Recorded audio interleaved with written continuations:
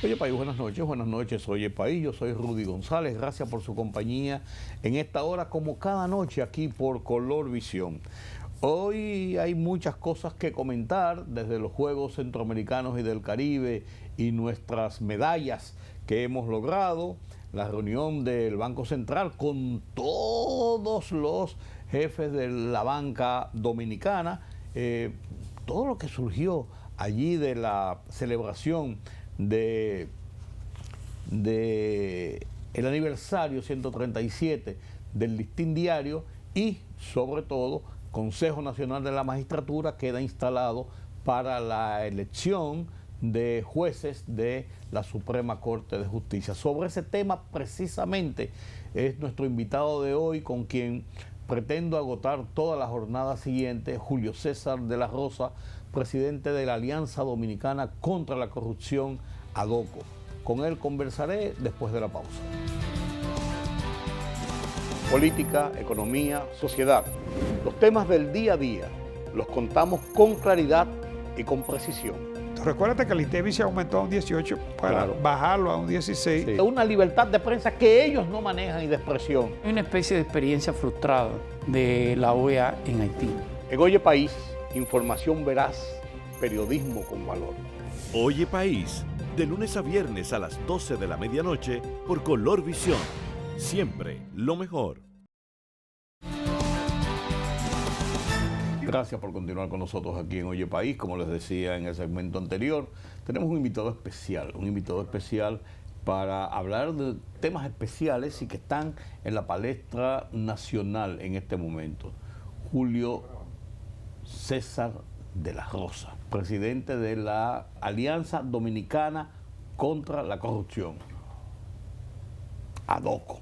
¿Es así? Así mismo. Buenas noches, Julio. Gracias. Buenas noches, Rudy. Complacido de poder estar aquí nuevamente. Qué placer de nuevo verte. Tenía tiempo que no te veía. Incluso desayunos atrasados. No hable mentira, que tú eres un hombre serio. El qué serio es él.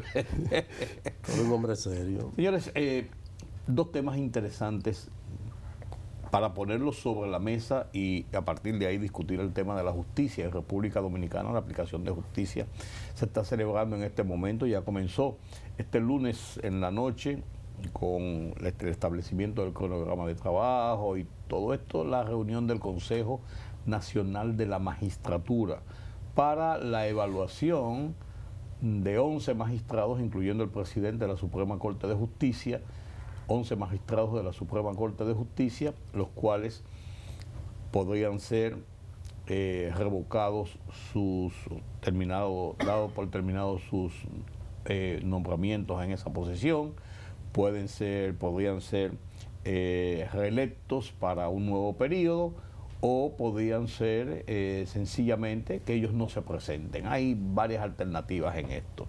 Ya vimos algunos anuncios de personas que no van a participar y ahí comienza ya todo el proceso de elección, de renovación, si es necesario, de esta alta corte, la Suprema Corte de Justicia. Y por ahí quisiéramos comenzar este conversatorio con Julio César de la Rosa, sus apreciaciones sobre la composición del Consejo, la forma de elección de los magistrados y además de eso ponerle una vez en contexto la decisión de no postularse para continuar de dos de los jueces de la Suprema Corte de Justicia. Bueno, yo creo que el anuncio del presidente de la Suprema Corte de Justicia y de la segunda sustituta, Nancy Salcedo, pues decidieron no evaluarse o someterse al proceso de evaluación, lo que significa de que no optarán por el intento de repostulación a seguir en esta alta corte.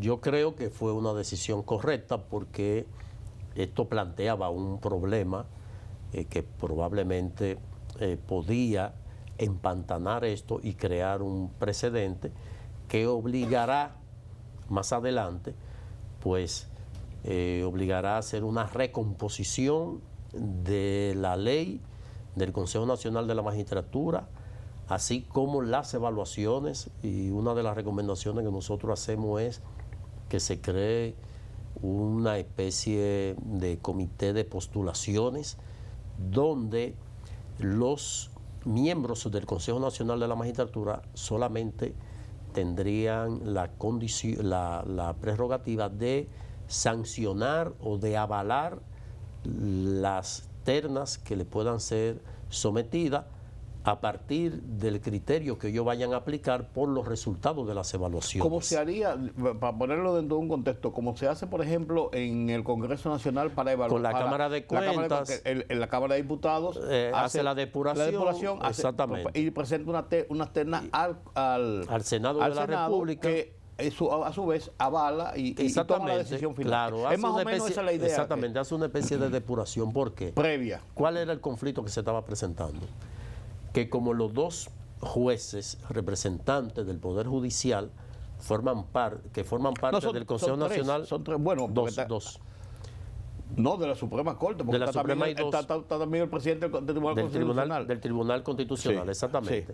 Entonces, ¿cómo esos jueces que pudieran optar por repostularse van a ser también juez y parte, porque estarían evaluando. O tendrían que inhibirse y entonces cambia la composición de la escogencia. Pero es que no hay sustituto, o sea, no hay reemplazo. Por eso te digo, al ellos inhibirse, cambia la composición numérica de los miembros del Consejo Nacional de la Magistratura.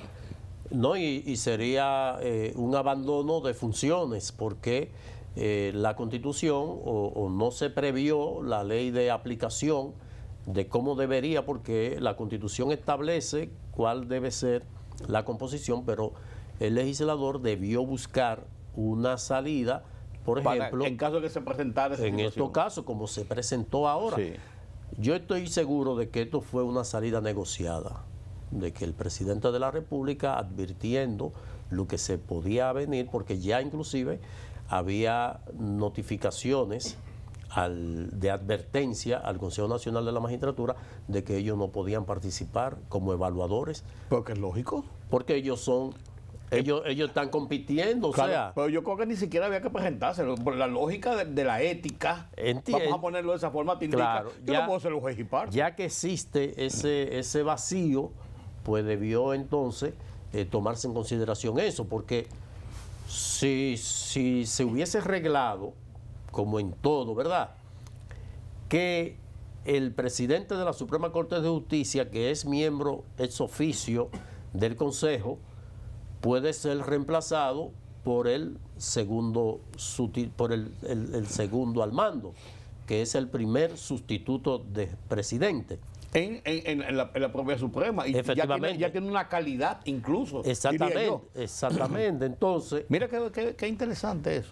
Claro, porque es que todo, por eso se establece el vicepresidente, el subdirector, el vicerrector, precisamente el viceministro, para que en ausencia de uno, pues le reemplace el otro. Presidente y vicepresidente, claro, desde el punto más alto. Que está ahí. En algunos países los legisladores tienen suplentes.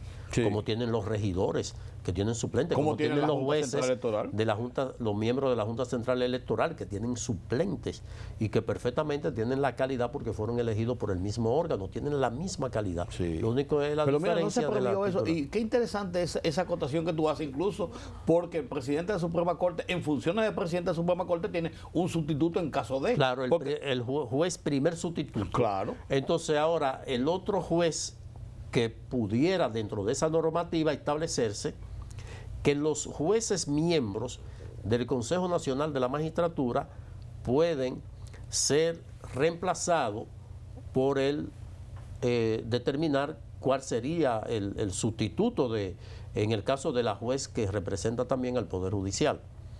Entonces eso se planteaba aquí, porque si los dos aspiran, pues ellos no pueden evaluar a sus contrincantes. Incluso yo voy más lejos. Pensando en eso que tú estás diciendo, con una lógica fuera de serie. Yo voy más lejos. Si se van a evaluar jueces, no deben ser jueces de la Suprema los que participen en eso. Podría ser presidente del Colegio de Abogados, una sustitución porque serían también jueces versus jueces, aunque ellos no claro, sean, aunque ellos claro, no sean, claro. aunque no se estén postulando, pero son pares que han trabajado juntos 17 años, por ejemplo, juntos. Entonces se podría ver una situación incómoda de votar a favor o en contra. No, dicho sea de paso. Oye, mira, eso Dicho puede sea de llevar- paso, que cuando el juez, las votaciones tienen que motivarse. Y ese juez que no pasó la evaluación, ya sabe que sus dos compañeros no le favorecieron en la evaluación. Es lo que te quiero decir. Hay una situación interna Porque, conflictiva. ¿qué pasa con esto? Porque no vemos más allá de la curva, porque se hacen las cosas y no pensamos en que vamos a llegar a ese estadio. En que un día podemos tener esa situación. No, ahora, por ejemplo, cuando cumplan los jueces del Tribunal Constitucional, El se presidente trae el mismo porque el la misma presidente del situación. Constitucional, que perfectamente pudiera aplicarse la vacancia ante una inhibición por parte del primer sustituto de presidente, pero si también él aspira. Entonces, ¿quién va a sustituir a ese? Lo que te quiero decir, yo creo que pensando en eso ya más amplio, lo que tú planteas, te digo con muchísima razón, incluso cuando se vaya a evaluar un aspirante para de una reemplazar. determinada, es las personas que manejan, que están dentro del consejo de esa área, por ejemplo, en el caso del Tribunal Constitucional, en el caso del Tribunal de la Suprema Corte de Justicia, debían tener un sustituto fuera del organismo, Efectivamente, claro. pensando en esa posibilidad. Que bien pudiera ser el comité de postulaciones que sean inclusive decanos de universidades, colegio de abogados. Es lo que te digo, Popa. Y lo que más hay gente con calidades. Claro, claro. calidades. Porque eso hacen otros países, de que naturalmente el presidente, en este caso el Consejo, va a tener la última palabra, pero lo va a hacer fundamentado en una calificación que se le está dando, porque ellos no están en calidad de evaluar. Si es por la evaluación. No, eso también ha sido duramente cuestionado. Porque inclusive uno ve en lo que se puede apreciar la participación de personas que realmente reúnen las condiciones que si es por esa evaluación, pues pasaron y no son escogidos, porque son decisiones finalmente políticas. Eso le marca más en la política, porque uno se pone a ver, porque estamos evaluando jueces de la Suprema, de los tribunales. Suprema Corte de Justicia, Tribunal Constitucional, perfectamente bien, tienen esas calidades porque están dentro de ese ambiente, conocen la mecánica y eso. Exacto. Pero la otra parte, los otros 5 miembros, son miembros políticos.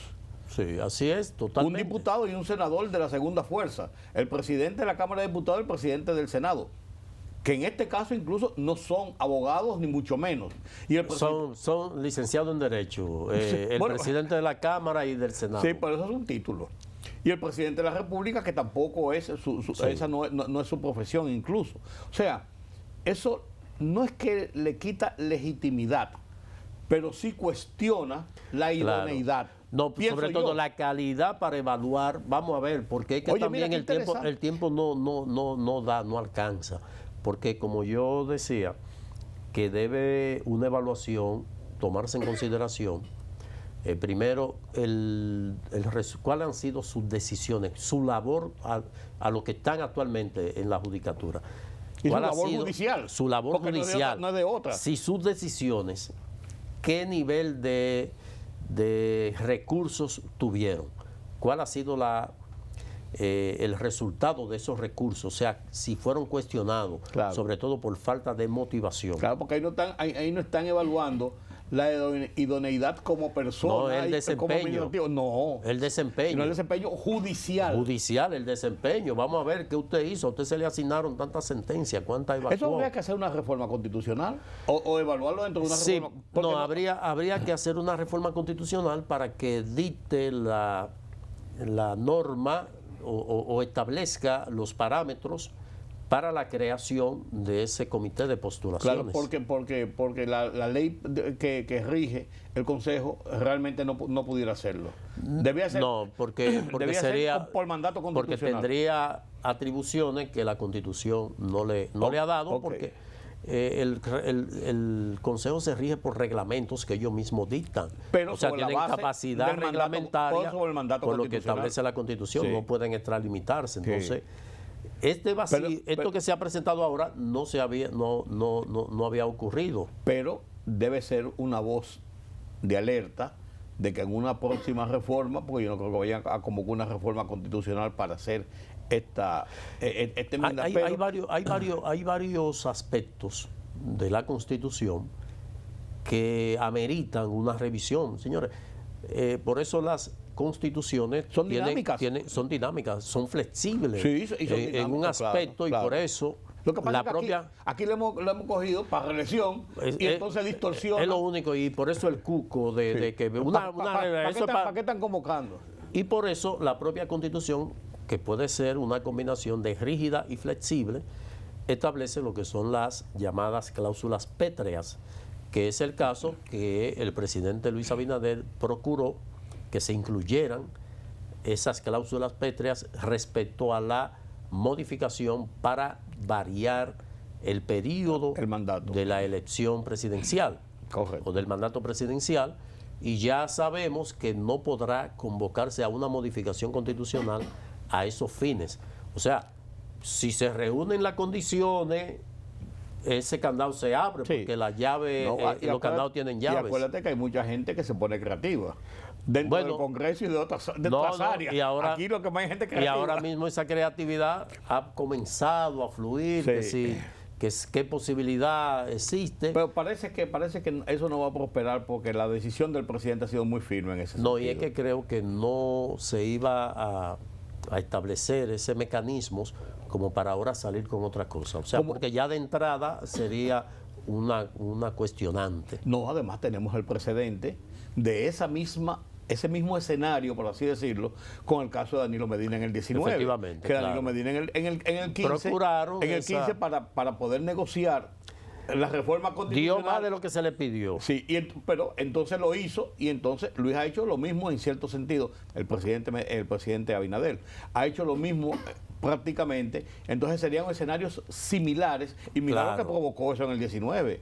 Las grandes manifestaciones contra ese Claro, porque por ejemplo cuando se llega a este acuerdo de modificar la Constitución para extender el presidente Danilo Medina como una forma de dar la seguridad de que no aspiraría más. Sí, y más para poder lograr la dentro de su partido. Entonces se le puso eso, pero después se vio la realidad. No, y te digo, comenzaron los creativos. No, porque había la posibilidad, porque se podía romper ese transitorio. Claro. Y como se pudo haber roto ahora también cuando se modificó en el 24. Claro. Pero parte del acuerdo también de otros sectores que tenían incidencia en la Asamblea, pues se ratificó. Tú sabes que yo me quedé siempre con una duda, y es un incidental que te hago en el comentario del tema actual. Yo siempre me quedé con una duda de que si teníamos una reforma constitucional, los artículos transitorios que se habían aprobado en constitución anterior, en la vigente a la que se va a modificar, los transitorios quedaban eliminados porque eran transitorios para eso. Surtieron su efecto en el momento. Ahí. Es lo que yo entendía, por los transitorios por eso se ratifica mantener ese transitorio. Sí, porque se quitaron algunos. Entonces yo pensaba que todos los transitorios se pueden ratificar. Sí, uno de los transitorios, por ejemplo, era respecto a la movilidad del Tribunal Constitucional, que como una forma de que no salieran al mismo tiempo los designados, se designaron 3 grupos. Uno duraría 6 años, otro 9 años y otro 12 años. Sí, para que hubiera una rotación. Para que no se quedara sin experiencia. Todo el mundo nuevo. Exactamente. Entonces, se agotó el de 6 años y posteriormente el de 9 años. Ya reemplazado esto, todos caen en 9 años. Sí. Inclusive los que fueron reemplazados, que duraron 12, caen también a 9 años. Entonces, como habrá esos 3 grupos designados por 9 años, van a salir en fecha diferente. Entonces, ese transitorio, exactamente, ese transitorio se fue, no tenía sentido. Ahora, el impedimento a Danilo Medina, pues evidentemente se ratificó en esa modificación. Okay. Entonces yo creo que por eso la Constitución, que es flexible en el caso de la Constitución nuestra, que puede perfectamente ser revisada cuantas veces sea convocada la Asamblea. Y las constituciones son dinámicas porque el mundo va cambiando. Claro, se pueden ir resolviendo esos entuertos porque debemos legislar de cara al futuro. Y por eso ya vemos este conflicto que se presenta. Es hora de que se busquen inclusive el concepto de suplentes. Hay muchas posiciones que perfectamente pueden tener suplentes. Por ejemplo, las altas cortes pudieran tener suplentes y asignársele tareas, claro. Que es lo que hizo la Junta Central Electoral con la llegada de Román Jaques, que él había sido suplente del Tribunal Superior Electoral y no se le daba ninguna función, inclusive el viático que debía corresponderle, pues, o sea, no viático, sino ellos procuraron de que como ellos tenían impedimentos por ser suplente del Tribunal Superior Electoral y los propios suplentes de la Junta Central Electoral tenían algunos impedimentos en que no podían ser empleados públicos de otra institución. Entonces, bueno, asignen tarea y nos ponen un estipendio. Claro, que es lo que es correcto. Cuando él llega a la Junta Central Electoral, él tomó a todos los suplentes, se le asignó un estipendio, una remuneración y se le asignó tareas inclusive para la creación de las comisiones. Ahora mismo con el tema de la cedulación, tienen tareas todos, porque pueden perfectamente hacerlo y ya ellos van a ir granjeándose la experiencia que cuando le corresponda suplir al titular, pues perfectamente lo hacen en un ejercicio ya además totalmente conocido. Que están en la dinámica de la institución y no que están en su casa y que ven, que tiene que hacer una cosa hoy. Que no saben, yo estoy en San Juan en una audiencia. No, ellos están en la dinámica. Están en la dinámica porque te cumplen horarios y todo. Además, y tienen que producir dinero. Efectivamente, si no te quedas en el aire. Entonces yo creo que toda esta experiencia pues debe ser tomada en consideración. Qué interesante eso. Para que se pueda, y sobre todo de cara a liberar al propio Consejo de esa aprehensión que son sometidas, porque aquí los presidentes de la Cámara Legislativa y los miembros legisladores como políticos, pues todo el mundo sale con su folder debajo del brazo. Sí. Mira, yo me voy a postular, tú esto, lo otro. Entonces, si hacen ese comité, ellos perfectamente, previo a, dicen, no, es que nosotros vamos a recibir algo depurado, que va a ser producto de una evaluación, porque esta evaluación, ¿qué considera? Por ejemplo, bueno, vamos a ver su bitácora, lo que usted hizo en el tiempo que tuvo. Bueno, a mí se me asignaron tantos proyectos de sentencia, de 20, expulsé 18. Hay 2 que no fueron trabajados por tal y tal tema. Ok. Ahora, ¿usted tiene algún día para recibir a los usuarios, a los abogados que tienen tema ahí? Sí, ¿qué día? Los martes. De tal hora a tal hora. Ok, vamos a ver cuántos usted recibió y quiénes fueron, porque deben dejar su asiento ahí. Usted llamar. Señor Rudy, le estamos llamando del comité de postulaciones y vemos que usted solicitó una cita al magistrado fulano de tal. Fue recibido. ¿Cuál fue su impresión? Experiencia. ¿Fue satisfecha su queja de que su expediente ya tiene 5 años y no ha sido fallado? ¿Qué respuesta le? Es una evaluación. Entonces usted va a ver si esa persona. Ahora, si usted llamó a 10 abogados y 8 le dijeron, no, nos pusieron de relajo, esto, ya ese tipo hay que expulsarlo de ahí. Claro. Entonces, cuando vemos. Pero eso es interesante. Porque uno parte de la experiencia, Rudy. Por ejemplo, nosotros como profesor de la Universidad Autónoma somos evaluados cada semestre porque tenemos promociones.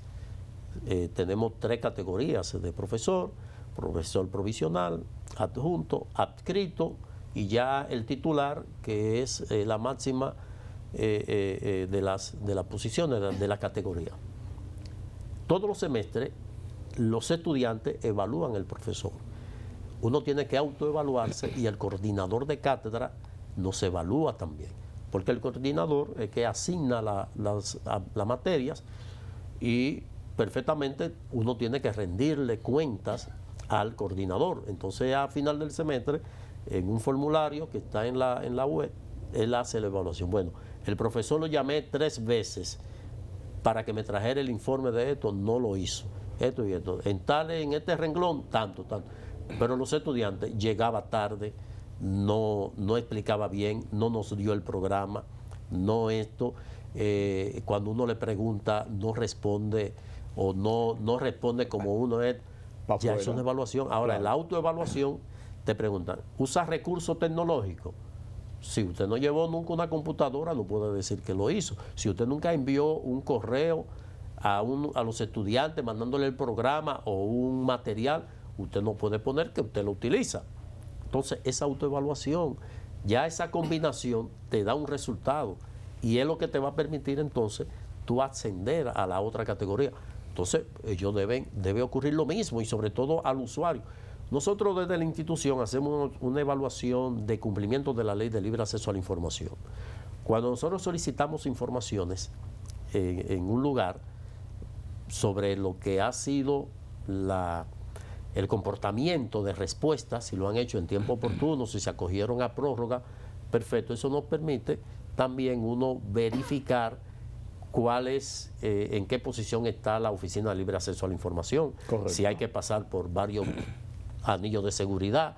Por eso vemos, por ejemplo, el Senado de la República, su Oficina de Libre Acceso a la Información da a la calle.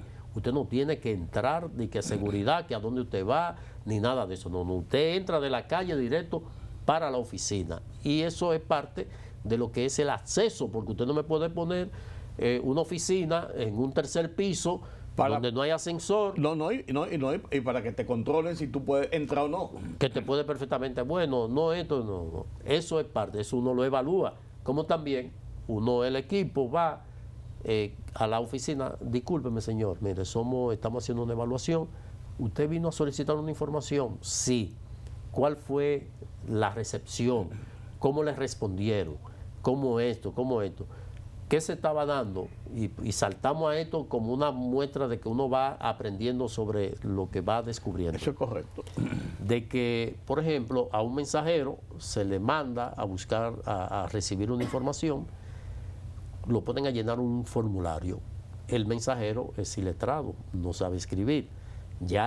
Eso es una traba al acceso a la información, porque tú estás condicionando a que tiene que llenar un formulario. Lo que tú debes hacer es que tú cuestionarlo y tú vas llenando el formulario. Y uno va partiendo de la experiencia. Por ejemplo, en Colombia... No, porque qué interesante. Son como minucias, pero que conforman un todo. No, que uno va logrando derribar esos obstáculos. Por ejemplo, cuando nosotros cuestionamos de que tal institución tiene trabas para dar información porque exige que llenen un formulario a personas que tal vez no saben llenarlo, pues eso se modifica, porque nosotros entonces, cuando hacemos el reporte, le hacemos saber al incumbente que están violando una ley y le hacemos saber al órgano rector, que es la DGI, de que se está produciendo esto y ya vamos avanzando a tal nivel de que ya eso se puede hacer por la vía web, a cualquier hora, cualquier día.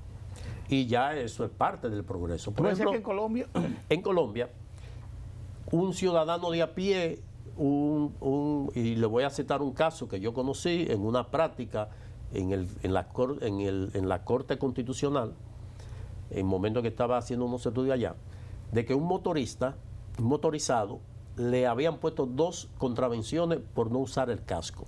Él le explicaba a la gente de que él había sufrido un accidente, fue operado de la cabeza y el casco le pesa. Entonces tiene que durar un tiempo sin usar el casco, pero él vive de eso, no puede abandonar el motor. Él se lo explica, inclusive él le muestra. Causa de fuerza mayor. Efectivamente, él le explica y le enseña eso, le pone la contravención. Él fue al Consejo de Estado,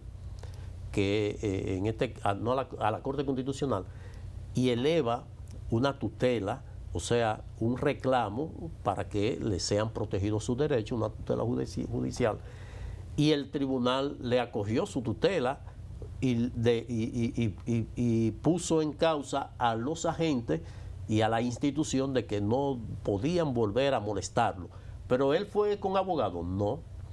Él escribió en un manuscrito. Ahora, la Corte está en la obligación de que un auxiliar le interprete lo que él le expuso, lo que él le está preguntando, y solamente firma. Entonces ellos se lo llevan al juez en condiciones que pueda la sala interpretarlo, o sea, con todas las motivaciones que el auxiliar escuchó por lo que él le narró, escribió por lo que él le narró, entonces se lo lleva de manera formal. Pero para usted hacer eso aquí, usted tiene que buscar un abogado y hacer un recurso motivado y pagarle al abogado. Y si usted no tiene, pues evidentemente no hay. Por eso se habla de que es un procedimiento más... Claro, de que el acceso a la justicia pues realmente no se cumple. Y hay mucha experiencia precisamente de lo que es el acceso y por qué se va aprendiendo sobre los errores. Yo creo que es una gran oportunidad para que en una posible modificación de la Constitución se considere establecer un comité de postulaciones, donde vayan, en el caso de la judicatura, decanos de las facultades de ciencias jurídicas de las universidades, al igual que el Colegio de Abogados de la República Dominicana, y pudiera perfectamente estar representados dos gremios como Sociedad Dominicana de Diario, Colegio de Periodistas y también el Consejo Nacional de la Empresa Privada, para citar un caso de que sea plural, mucho más variopinto, de que sea plural y sobre todo de que no haya ningún temor a que eso se vaya a festinar y a convertirse en una oficina de empleo. Julio César, y con el permiso de ustedes, vamos a hacer una pequeña pausa y a la vuelta vamos a conversar ahora sobre el tema del Código Penal y ya puesto en vigencia sus implicaciones y qué se espera de él. Permítame la pausa.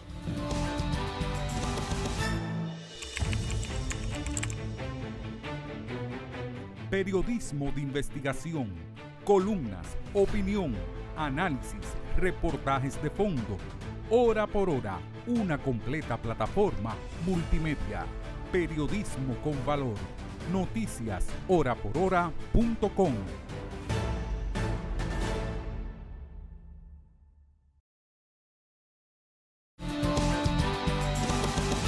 Gracias por continuar con nosotros aquí en Oye País. Conversamos con Julio César de la Rosa, presidente de ADOCO, Alianza Dominicana contra la Corrupción. Lo dije bien ahora. Me gané en mis puntuaciones.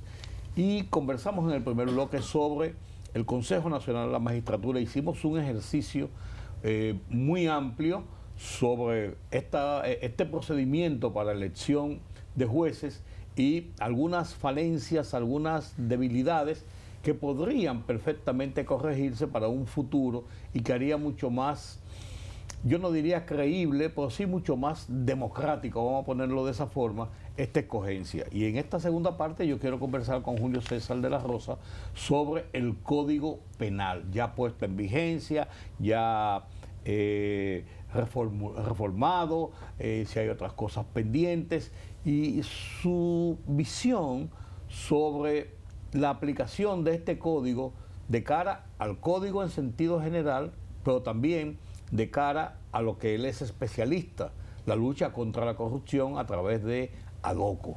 Gracias, Julio César. Bueno, realmente estamos en presencia de un código con muchas novedades. En el caso particular nuestro, pues se incorporaron unos 25 artículos que tienen que ver con la transparencia, lucha contra la corrupción y sobre todo sanción que no estaban en el anterior instrumento. Algunas novedades que van desde la tipificación ya con un régimen de consecuencia efectivo como la malversación de fondos, que trae una figura que es la malversación de uso, que no estaba, que dicho sea de paso fueron de las sugerencias que nosotros hicimos cuando se había aprobado el código y que fue observado inicialmente que se había tipificado la corrupción como un delito, y nosotros demostramos de que la corrupción no podía tipificarse como un delito con penas de 5 a 10 años, porque era muy subjetivo. ¿Qué es corrupción? No, hay que tipificarlo como un concierto de delitos e integrar las diferentes modalidades de corrupción. Yo me acuerdo que en una conversación anterior lo hicimos, tú hacías claro.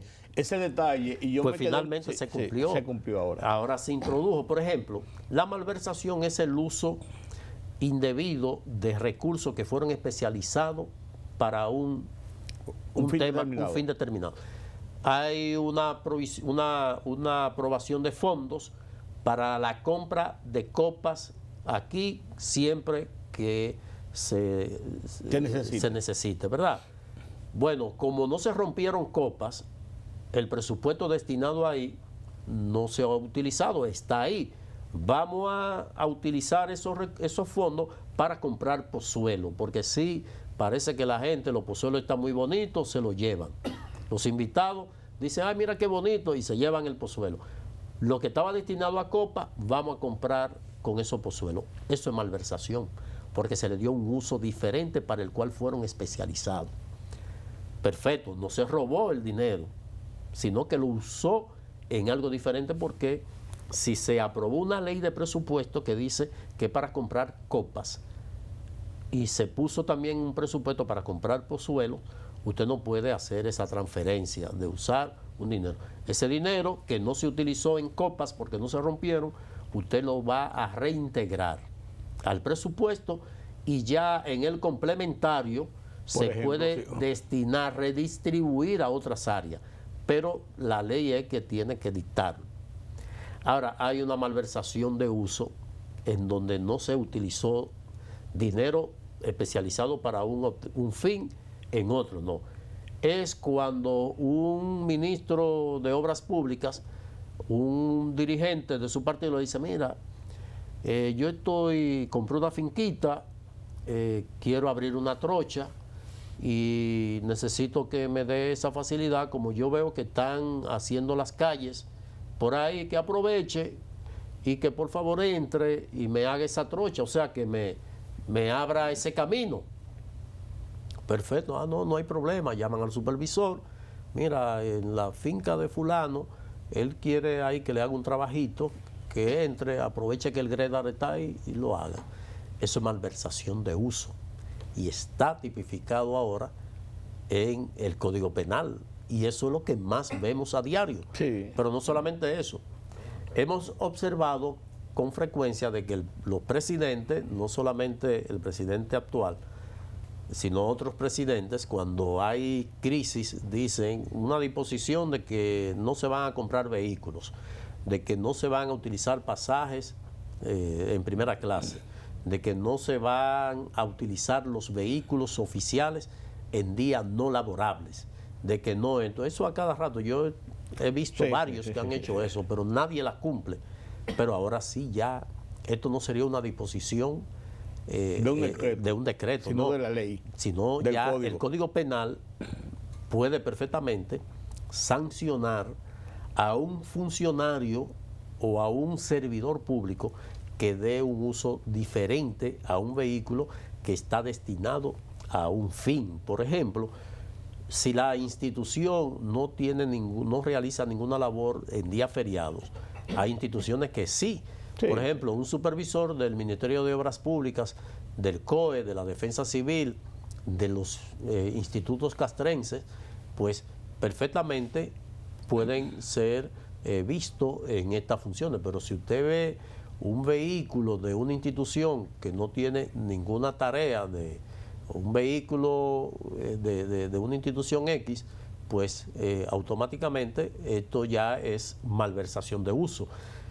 Y por eso es que tradicionalmente uno veía que todas los vehículos de las instituciones estaban identificados con una ficha y con el nombre de la institución, porque de una forma u otra eso permitía hacer un reporte. Bueno, vi en la playa de Boca Chica un vehículo de tal institución, ficha tal, ya ahí se tiene donde partir. ¿Y quién tiene calidad para proceder a hacer ese procedimiento? ¿Un ciudadano? No, cualquier ciudadano, claro, cualquier ciudadano puede llevar la queja al Ministerio Público, a la instancia correspondiente. Entonces eso, para citar un caso que no se conocía aquí, eso se daba con mucha frecuencia. Está ya de manera bien tipificado el cohecho activo, el cohecho pasivo. Está también lo que es el conflicto de intereses, que eso no estaba, eso no se daba. Claro. Las contrataciones irregulares, el otorgamiento de obras sin contratos. Ahora mismo había hasta una ley por ahí. No, está en el Congreso. Sí. Una ley para violar la ley de que se reconozca contratos, obras que se hicieron sin contratos. Ya eso ahí evidentemente que es una ley para violar una ley, que no es la primera, porque se hizo una ley para violar la ley 340-06 para algunas obras que tenían un nudo jurídico porque habían superado el presupuesto aprobado y el 25% del presupuesto original que establecía la ley. Entonces se hace una ley para autorizar que se violara la ley, con el inconveniente de que no se percataron y derogaron la disposición de la 340 que establece que no se puede pasar el 25%. Entonces las dos leyes van en paralelo. Si va a prevalecer la que tenga mayor jerarquía.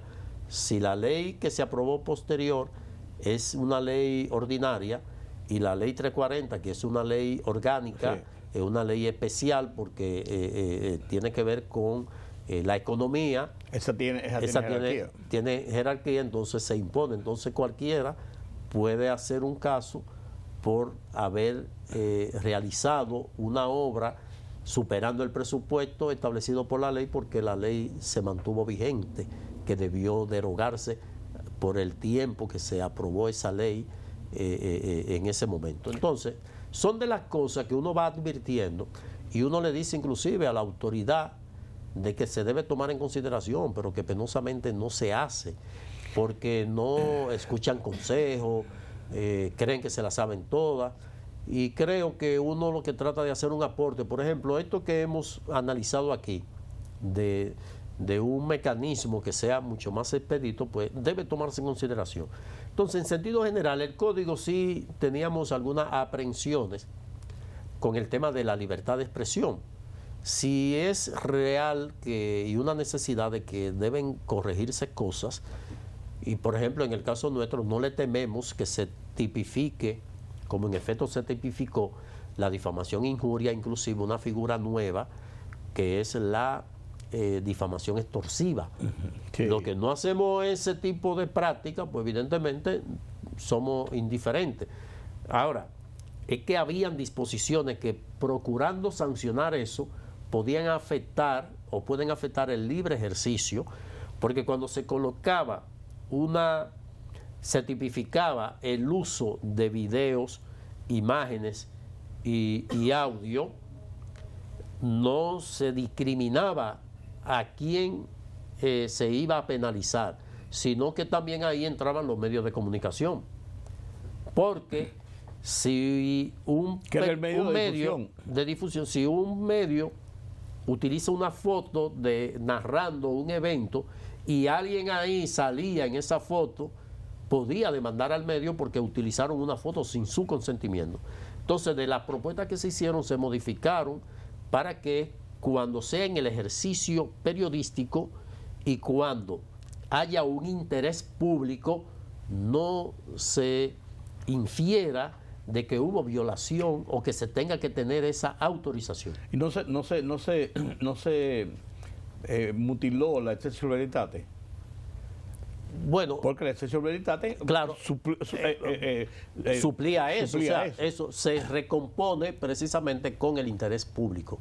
O sea, que siempre y cuando sea algo, tanto la denuncia y el uso de cualquiera de estas herramientas, perfectamente puede ser utilizada por el medio y no va a afectar el ejercicio periodístico. La excepción veritate, para que la gente entienda, sí, por una expresión latina. Sí, se establece que si usted publica algo y es demandado por algo, pues usted demuestra que eso es cierto y que realmente es una acción violatoria, entonces usted tiene razón de causa. Es más o menos eso. Exactamente. Para decirlo rápido. Que en términos ya más llanos, en comparación con la difamación, que puede ser sobre un hecho cierto y concreto, pero que la utilización de manera Es maliciosa. maliciosa de usted, una sentencia de alguien, Juan Pérez fue condenado hace 20 años por violación, y usted toma esa sentencia, usted la puede utilizar como background para citar, bueno, el candidato a senador fulano de tal hace 20 años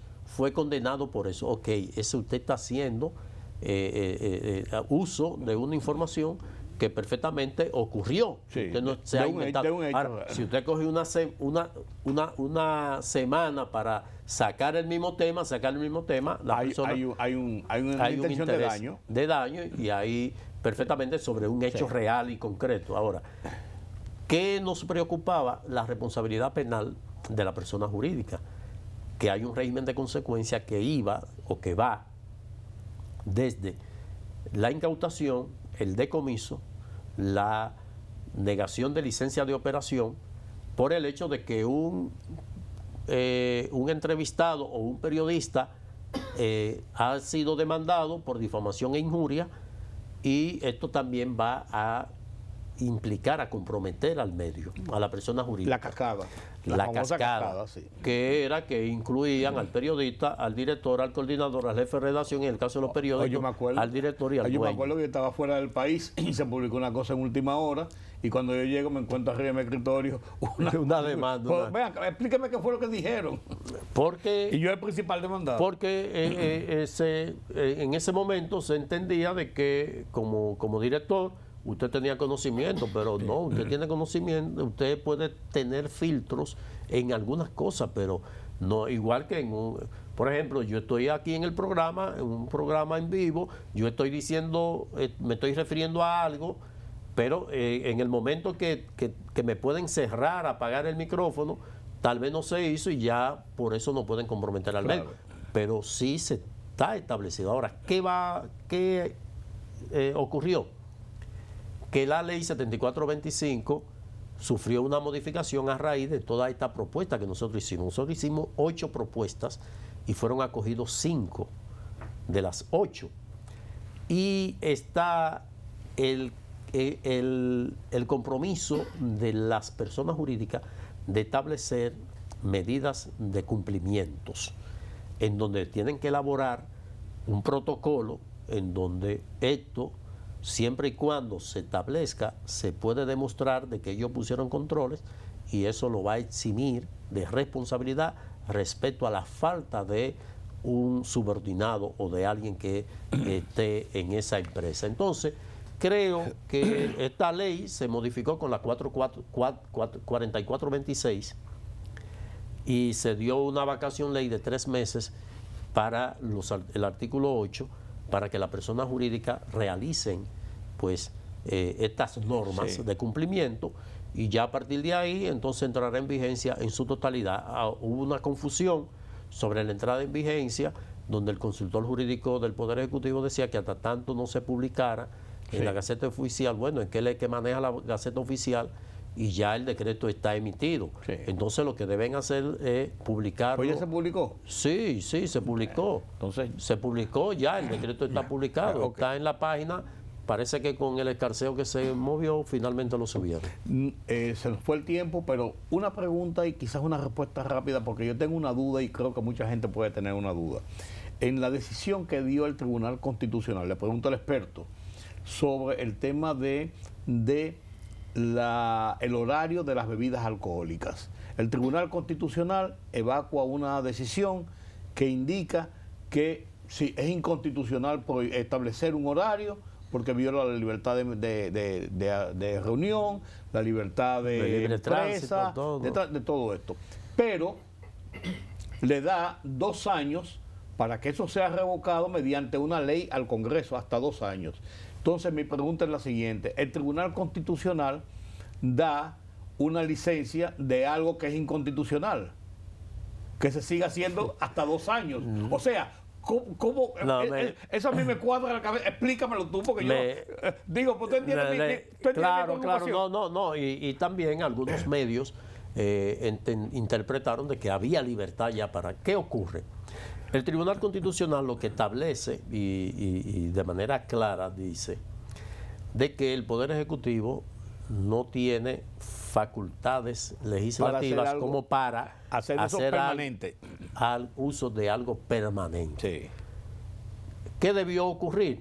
De que eso, como el decreto de declaratoria de emergencia, recordemos que ¿Es de 2006? tenía, no, el decreto de declaratoria de emergencia en la pandemia, Sí.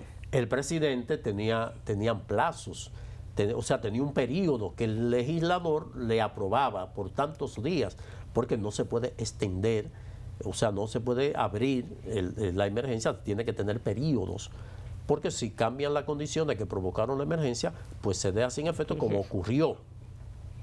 ¿Qué ocurre? Que este decreto, lo que que se emitió para que donde prohibía o establecía, regulaba el horario para el expendio de bebidas, debió tener un tiempo determinado, por un año, por 2 días, por 6 meses, qué sé yo.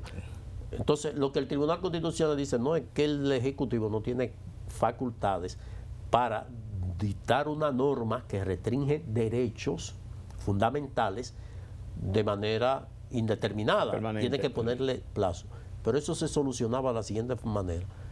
Como la política del presidente Abinader tiene dentro de sus ejes precisamente mantener la regulación del expendio de bebidas alcohólicas, lo que debió fue renovar este decreto, o sea, derogar ese decreto, y se establece que durante el periodo tal se regula eso. Terminado eso, se renueva nuevamente y puede durar el tiempo que sea.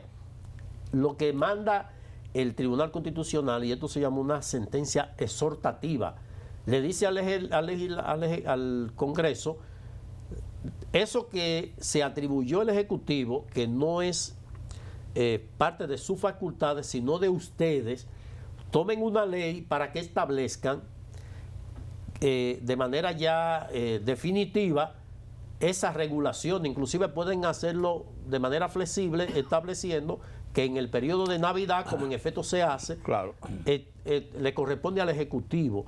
Inclusive la misma ley puede establecer que cuando el Ejecutivo considere que las condiciones, cualquiera que sean, ameriten establecer un horario, claro, lo puede hacer, pero que esté regulado por la ley, que es el Ejecutivo que tiene calidad para ello.